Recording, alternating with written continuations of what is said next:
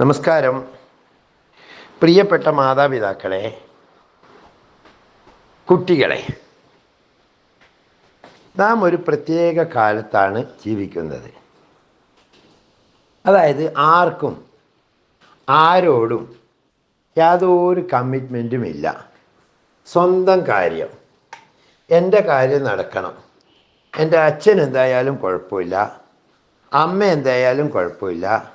അവർക്ക് കുറച്ച് വയസ്സോ പ്രായമോ ആയിട്ടുണ്ടെങ്കിൽ പിന്നെ അവർ നമുക്കെല്ലാം കുടുംബത്തിലൊരു ബാധ്യത പോലെ കാണുന്ന ഒരു കാലഘട്ടം. നന്മയുടെ കിരണങ്ങൾ എവിടെയും കിട്ടാനില്ല. വിവരസാങ്കേതിക വിദ്യ അതിശീഘ്രം പുരോഗമിക്കുകയും വലിയ തോതിൽ എല്ലായിടത്തും എത്തിപ്പെടുകയും ചെയ്തിട്ടുണ്ട്. കൊച്ചു കുട്ടികൾക്ക് നമ്മൾ ഭക്ഷണം കൊടുക്കുന്നത് പോലും എന്തെങ്കിലും യൂട്യൂബിലും മറ്റുമുള്ള വീഡിയോകളും മറ്റും കാണിച്ചു കൊടുത്തുകൊണ്ടാണ്. ഈ കൊറോണ കാലം മുതൽ ഈ സോഷ്യൽ മീഡിയ പ്ലാറ്റ്ഫോമുകൾ കുട്ടികളെന്നോ വലിയവരെന്നോ വ്യത്യാസമില്ലാതെ എല്ലാവരും വിപുലമായ തോതിൽ ഉപയോഗിച്ച് വരുന്നുണ്ട്. ചെറിയ മക്കൾ, ഭക്ഷണം കഴിച്ചു തുടങ്ങുന്ന കുട്ടികൾ മുതൽ എല്ലാ വയസ്സന്മാർ വരെ യൂട്യൂബും മറ്റ് സോഷ്യൽ മീഡിയ പ്ലാറ്റ്ഫോമുകളും ഉപയോഗിച്ച് വരുന്നത് നമുക്കെല്ലാവർക്കും അറിയാം. എന്നാൽ എല്ലാ രക്ഷിതാക്കളും ആഗ്രഹിക്കുന്നത് അവരവരുടെ മക്കൾ വലുതാകുന്ന സമയത്ത് തങ്ങൾക്ക് ഉപകാരപ്പെടുന്ന വിധത്തിൽ, ഒരു തുണയാകുന്ന വിധത്തിൽ ഉപകാരപ്പെടണം, അവരെ കൊണ്ട് ഗുണമുണ്ടാകണം, നാട്ടുകാർ നല്ലത് പറയണം, അതുപോലെ നല്ലവരായി വളരണമെന്ന് എല്ലാ രക്ഷിതാക്കളും ആഗ്രഹിക്കുന്നു. അതേപോലെ കുട്ടികൾക്കും അങ്ങനെ ആഗ്രഹിക്കണമെന്നുണ്ട്.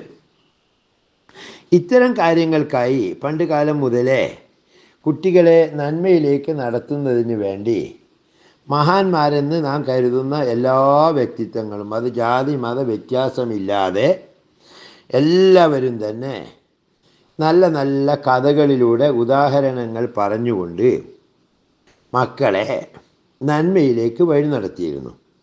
പണ്ട് നമ്മുടെ നാട്ടിലൊക്കെ കൂട്ടുകുടുംബം ഉണ്ടാകുമ്പോൾ മക്കൾ കൊഞ്ചിക്കൊഴിഞ്ഞ് പറയുന്ന ഒരു കാര്യം നമ്മൾ കേൾക്കാറുണ്ട്. മുത്തശ്ശ, എനിക്കൊരു കഥ പറഞ്ഞു തരുമോ?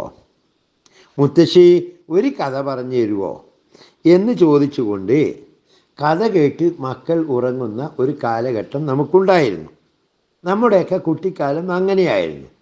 എന്നാൽ ഇപ്പോഴത്തെ കുട്ടികൾക്ക് കഥ പറഞ്ഞു കൊടുക്കാൻ മുത്തശ്ശിമാരോ മുത്തശ്ശന്മാരോ അവരുടെ കൂടെയില്ല. പിന്നെ എങ്ങനെയാണ് അവർക്ക് കഥ അറിയാനുള്ള കാര്യം? ഏതെങ്കിലും പുസ്തകങ്ങളൊക്കെ വായിച്ചിട്ട് കഥ മനസ്സിലാക്കുകയായിരുന്നു ഇപ്പോഴുള്ള ആകെയുള്ള ഒരു ചാൻസ് എന്ന് പറയുന്നത്. അത് പലരും ഓരോ പുസ്തകത്തിൻ്റെ വില കേൾക്കുമ്പം തന്നെ നമ്മൾ ഞെട്ടിപ്പോകും. 400-500 രൂപയൊക്കെ കൊടുക്കണം ഒരു കഥാപുസ്തകമൊക്കെ വാങ്ങണമെങ്കിൽ. ഏറ്റവും ചുരുങ്ങി 25 രൂപ. ഒരു ബാലരമയൊക്കെ വാങ്ങണമെങ്കിൽ തന്നെ 10-20 രൂപ കൊടുക്കണം. നമുക്കെല്ലാം അറിയാവുന്നതാണ്. എന്നാൽ ഇങ്ങനെ പണമൊന്നും മുടക്കില്ലാതെ വളരെ ലളിതവും സരസവുമായ രീതിയിൽ കുട്ടികൾക്ക് കഥകൾ അവതരിപ്പിക്കുന്ന ഒരു ചാനലാണ് മലയാളം സ്റ്റോറീസ് എന്ന ഈ യൂട്യൂബ് ചാനൽ. ഇതിൽ ഞങ്ങൾ ഉൾപ്പെടുത്തുന്നത് നമ്മുടെ ഇന്ത്യയിലെയും ലോകത്തിൻ്റെ വിവിധ ഭാഗങ്ങളിലുമുള്ള നിരവധിയായ കഥകളുണ്ട്. ഇന്ത്യയിലെ കഥകൾ എന്ന് പറയുമ്പോൾ പഞ്ചതന്ത്രം കഥകൾ നമുക്കറിയാം. അതുപോലെ തന്നെ ശ്രീബുദ്ധൻ്റെ ജാതക കഥകൾ, അറബിക് കഥകൾ, മഹാന്മാർ പറഞ്ഞ നിരവധിയായ കഥകൾ, മഹാഭാരത കഥകൾ, രാമായണം കഥകൾ, ബൈബിൾ കഥകൾ, ഖുർആൻ കഥകൾ, പ്രവാചക കഥകൾ, അങ്ങനെ കഥകളുടെ പട്ടിക നീളുന്നു.